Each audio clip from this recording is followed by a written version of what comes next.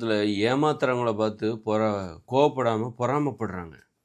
இப்போ ஒரு சாமியார் இப்போ வந்து பார்த்தா, ஒரு கிராமத்தில பார்த்தீங்கன்னா, ஒரு நெடுஞ்சாலை ஓரமா ஒரு பெரிய ஒரு கோயில கட்டுறாங்க. பார்த்தா நெறைய பணக்காரங்க அங்க வராங்க. அது சம்மந்தமா YouTubeல ஒரு வீடியோ போடுறாங்க. அத பார்த்துட்டு நெறைய மக்கள் அங்க அந்த கோயிலுக்கு வராங்க. அப்போ ஒரு நாள் பார்த்தா பயங்கர பணக்காரங்கலாம் அங்க வந்துடுறாங்க. நல்ல வருமானம். கொஞ்ச நாள் பார்த்தா அது இந்த கோயில் டெவலப் ஆகுது. அப்போ இது ஒரு ஏமாத்து வேல, மூட நம்பிக்கை. இத பார்த்தா கோவம் வரணும். ஆனா சிலருக்கு வந்து பலருக்கு இது பொறாமைய தருகிறது. அடடா!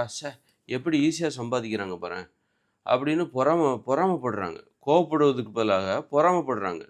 அது மாரி வந்து இப்ப லஞ்சம் வாங்குறவங்கள பார்த்தா கோவம் தானே படணும். பொறாமப்படுறாங்க. அந்த போஸ்டிங் எனக்கு கிடைக்கலையே!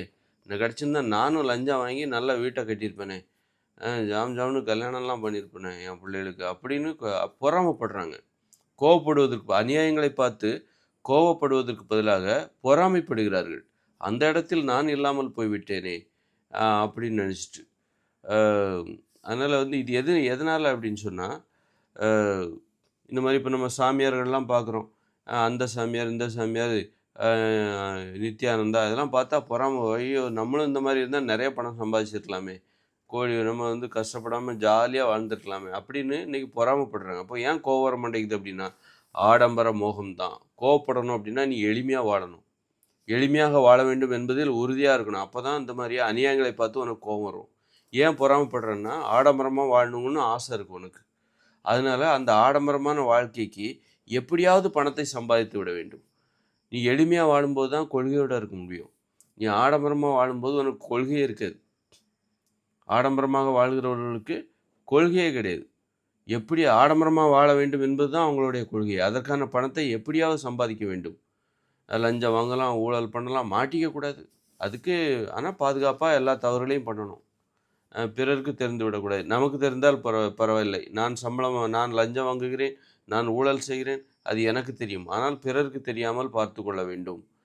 பிறரால் எனக்கு எந்த பாதிப்பும் வந்துவிடக்கூடாது அப்படின்னு சொல்லிட்டு மத்தவங்களுக்கு முக்கியத்துவம் குடுப்பாங்களே தவிர, நான் என்ன பத்தி என்ன நெனைக்கிறேன், ஒரு சுயமதிப்புக்கு, ஒரு சுயமரியாதைக்கு முக்கியத்துவம் குடுக்க மாட்டாங்க. யாரு? ஆடம்பரமா வாழ்றவங்க.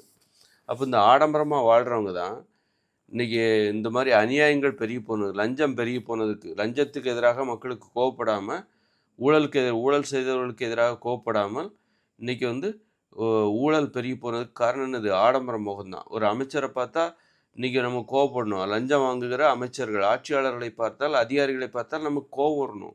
ஆனா கோவம் வர மாட்டேங்குது. பொறாம வருது. ஐயோ! நான் ஒரு அமைச்சர் ஆக முடியலையே! செமையா சம்பாதிக்கலாமே! சௌகரியமா இருக்கலாமே! அப்படி இப்படின்னு பொறாம தான் படுறாங்க. அதனால தான் இன்னைக்கு வந்து லஞ்சம் வாங்குறவங்கலாம் என்ன நெனைக்கிறாங்க? நம்மள பார்த்து பொறாமப்படுறாங்க. நாம இந்த போஸ்டிங்கில இருக்கோம். இந்த அதிகாரியா இருக்கோம் நம்ம. அதுபோல ஆட்சியாளராக நாம் இருக்கிறோம். எம்.எல்.ஏவா, மந்திரியா இருக்கிறோம். அமைச்சரா இருக்கோம். அதனால நம்ம நெறைய சம்பாதிக்கிறோம் அப்படின்னு சொல்லி இந்த மக்கள் நெறைய பேர் பொறாமப்படுறாங்க. மக்கள் வந்து நம்மள பார்த்து பொறாமப்படுறாங்க. அப்படின்னு தான் அவங்க நெனைக்கிறாங்க. ஏன் கூச்சம் இல்லாம இப்படி மாரி ஊழல் பண்றாங்க, லஞ்சம் வாங்குறாங்க அப்படின்னா, பெரிய வீடுகள கட்டுறது, அந்த பணத்தில பெரிய வீட பகிரங்கமா கட்டுறாங்க. ஆமா நான் கொள்ளையடிச்சு தான் கட்டினேன். மக்கள ஏமாத்தி தான் கட்டுறேன் இந்த பெரிய வீட. அ அப்போ தைரியமா ஏன் பண்றாங்கன்னா, அவங்க இந்த மக்கள பத்தி எப்படி நெனைக்கிறாங்க? லஞ்சம் வாங்குறவங்க, ஊழல் பண்றவங்க ஏன் அவங்களுக்கு கூச்சமே வர்றதில்ல? அசிங்கப்படுறதில்ல? ஏமாத்துறோமே! அப்படின்னு சொல்லிட்டு காரணம் அவங்க என்ன நெனைக்கிறாங்கன்னா, இந்த ஏமாத்துறவங்க, லஞ்சம் வாங்குறவங்க, இந்த மக்கள் நம்மை பார்த்து பொறாமைப்படுகிறார்கள் என்பதை புரிந்து கொள்கிறார்கள். அது கேவலங்கிறது வந்து எளிமையா வாழ்றாங்க பாருங்க. கொஞ்சம் பேரு. ஒரு கொஞ்சம் பேரு எளிமையா வாழ்றாங்கல்ல, அவங்க தான் இந்த அநியாயத்துக்கு எதிரா கோவப்படுவாங்க. ஏன்னா, அவங்களுக்கு ஆடம்பரமா வாழணுங்கிற அவசியம் இல்ல. அதனால வந்து ஆடம்பரமான வாழ்க்கைக்காக ஒரு ஊழல் பண்ணணும், லஞ்சம் வாங்கணும் அப்படிங்கிற அவசியம் அது பண்ண வேண்டிய அவசியம் இல்ல. அதனால வந்து ஏன் இங்க வந்து அநியாயங்கள் பெருகி போச்சு அப்படின்னா, ஆடம்பர மோகம் தான். அதனால இந்த நாட்டுல லஞ்சத்த ஒழிக்கணும், ஊழல ஒழிக்கணும் அப்படின்னா, இந்த ஊழலுக்கு ஆதரவா இருக்காங்கல்ல, ஊழல்வாதிகளை பார்த்து பொறாமைப்படுகிற மக்கள் இருக்காங்கல்ல, அப்ப அத தடுக்கணும் முதல்ல. அப்போ மக்களை எளிமையா வாழ வைக்கணும். மக்கள வந்து எளிமையா வாழ வைக்கணும். இந்த ஆடம்பரமான ஆசைகள காட்டக்கூடாது. எப்படி எளிமையா வாழ வைக்கிறது மக்கள? அப்படின்னா, வீட்டு வேலைகளுக்கு ஆட்களை வைக்கக்கூடாது. வீட்டு வேலை உன் வேலைய நீ தான் செய்யணும். உன் குண்டிய கழுவுறதுக்கு வேலைக்கு ஆள் வைக்காத. யாரும் அப்படி வைக்கிறது இல்ல. ஆனா, அந்த அளவுக்கு போயிட்டானுங்க. அது கூட வச்சாலும் வச்சுருவானுங்க. குண்டி கழுவுற கூட ஆள் வச்சாலும் வச்சுருவாங்க. அதனால நம்ம உணவை நாமே சம்மதிக்கணும். அவரவர் உணவை அவரவரே சமைக்க வேண்டும். அவரவர் ஆடைகளை அவரவரே துவைக்க வேண்டும். அ இப்படி நமது வேலைகளை நாமே செய்ய வேண்டும். அப்பதான் வந்து அ செ ம ஆள் வச்சுக்கக்கூடாது. வீட்டு வேலைக்கு ஆள் வச்சுக்கக்கூடாது. அப்போ யாரும் பெரிய வீடு கட்ட மாட்டான். பெரிய வீடு ஏன் கட்டுறான்? நான் பெரிய வீடு கட்டுறான். அப்புறம் வந்து அதுக்கு பணம் இருக்கு. அதுபோல அந்த வீட்டை பராமரிப்பதற்கு 4 பேர வேலைக்கு வச்சு அவங்களுக்கு சம்பளம் குடுக்குற அளவுக்கு நமக்கு வருமானம் இருக்கு. அப்படின்னு நினைக்கிற அந்த வேலைக்காரர்களை நம்பி தான் பெரிய வீடுகள கட்டுறான். நம்மகிட்ட எவ்வளோ பணம் இருக்கலாம். ஆனாலும் வீட்டு வேலைக்கு ஆட்கள் வைக்கக்கூடாது என்று சட்டம் இருக்கிறது. அப்படி ஒரு சட்டத்த போட்டுட்டோம்னு வச்சுக்கங்க, எவ்வளோ பணம் இருந்தாலும் பெரிய வீட்ட கட்ட மாட்டான். பெரிய வீட்ட கட்டுனாக்கா, வீட்டு வேலைக்கு ஆள் இல்லாமல், அந்த வீடை பராமரிக்க முடியாமல் பாழடைஞ்சு போன மாரி ஆயிடும். அதனால நம்ம வேலைய நம்ம தான் செய்யணும் அப்படிங்கும்போது, நமது வீட்டை யாராவது பெருசா கட்டுவாங்களா? நம்மளால ஒரு சிறிய அளவில் தான் சுத்தமா வச்சுக்க முடியும். வீடு சின்ன சின்ன வீட தான் நம்மளால சுத்தமா வச்சுக்க முடியும். பெரிய வீட்ட நம்மளால சுத்தமா வச்சுக்க முடியாதுன்னு சொல்லி, இந்த மாரி மக்களை எளிமையா வாழ செய்யணும். சும்மா வந்து ஒரு வீட்ல 4 பேர்லாம் வேல பார்க்குறாங்க. இவன் சாப்பிட்ட தட்ட இன்னொரு அம்மா யாருன்னே தெரியாது. அவங்க வந்து கழுவுறாங்க. இவர் சம்பளம் குடுக்குறாராமா. வெளியில வேணா வேலைக்கு ஆள் வச்சு ஒரு தொழில்ல வேலைக்கு வேலை செய்றோம் அப்படிங்கிறது வேற. வீட்டுக்குள்ளேயும் வேலைக்கு ஆட்களா? நீ சாப்பிட்ட தட்ட யாரோ ஒருத்தர் வந்து கழுவுறாங்க. அந்த தெருவுல இருக்கிற ஒரு அம்மா வந்து இவர் வீட்ல வேலை பார்க்குறாரு. இவர் சாப்பிட்ட தட்ட அந்த அம்மா கழுவுறாங்க. ஏன்னா இவர் சம்பளம் குடுக்குறானாம். அது மாரி இவருடைய அழுக்கு துணிய அந்த அம்மா துவைக்கிறாங்க. யாரோ ஒரு அம்மா வந்து துவைக்கிறாங்க. அதுவேற வீட்ல வந்து நீ சமைக்கிற வேலை, நீ துவைக்கிற வேலை அப்படின்னு டிபார்ட்மெண்ட் போட்டு பிரிச்சு வச்சுட்டுருக்கானுங்க. நீ சமைக்கிற வேலை, நீ துவைக்கிற வேலை, நீ வந்து ஃப்ளோர் கிளீன் பண்ற வேலை. அந்த அளவுக்கு ஏகப்பட்ட பணம் வந்து போச்சு. ஈஸியா அந்த அம்மா அந்த வீட்டு அம்மா உட்காந்துக்கிட்டு வேலை வாங்குறது. என்ன பெருகிட்டீங்களா? என்ன சமைச்சிட்டீங்களா? என்ன துவைச்சிட்டீங்களா? துவைச்சு கிழிச்சிட்டீங்களா? அயர்ன் பண்ணிட்டீங்களா?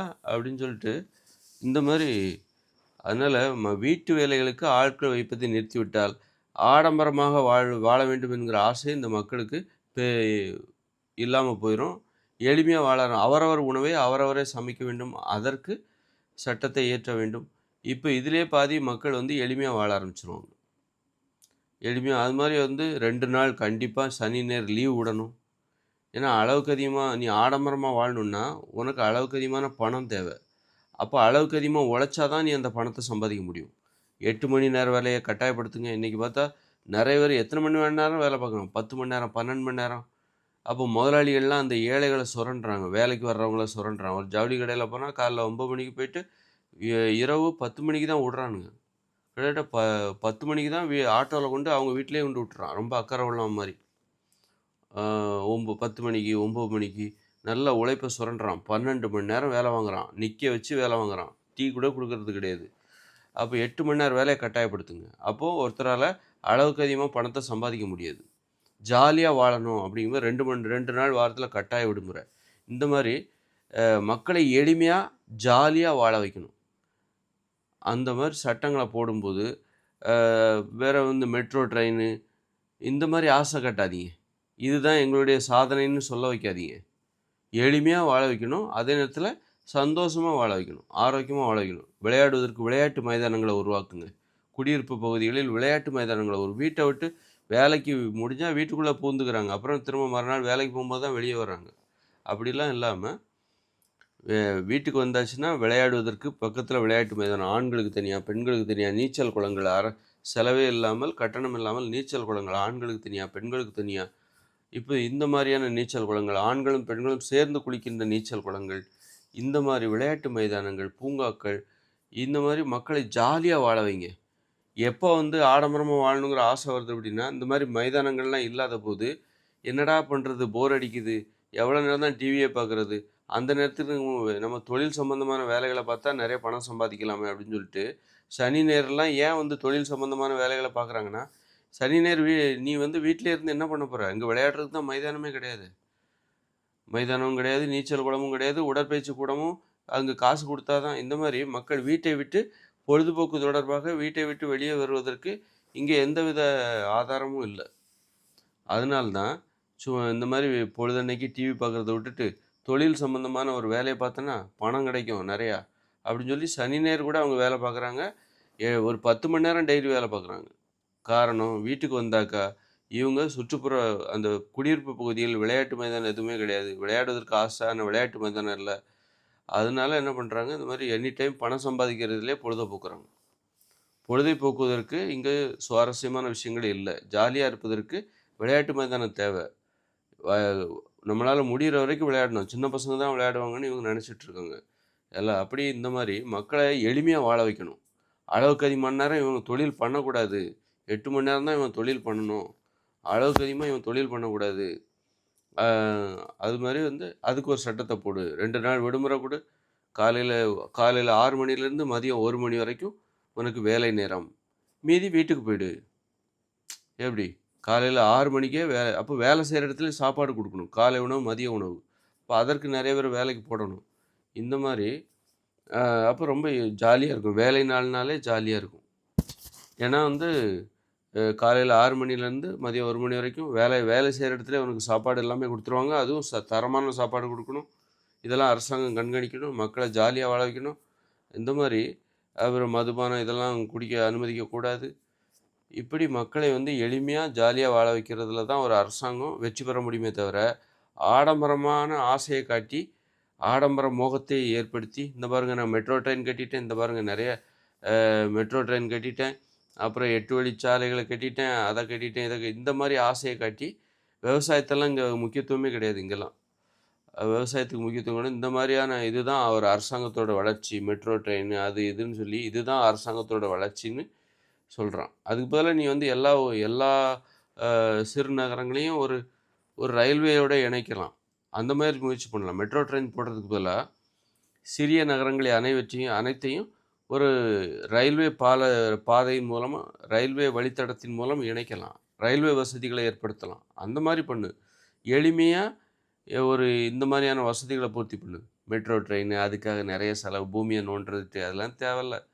அந்த மாரி எளிமையா ஆடம்பர ஆசை காட்டினா அந்த மக்கள் திருப்தி அடையவே மாட்டான்.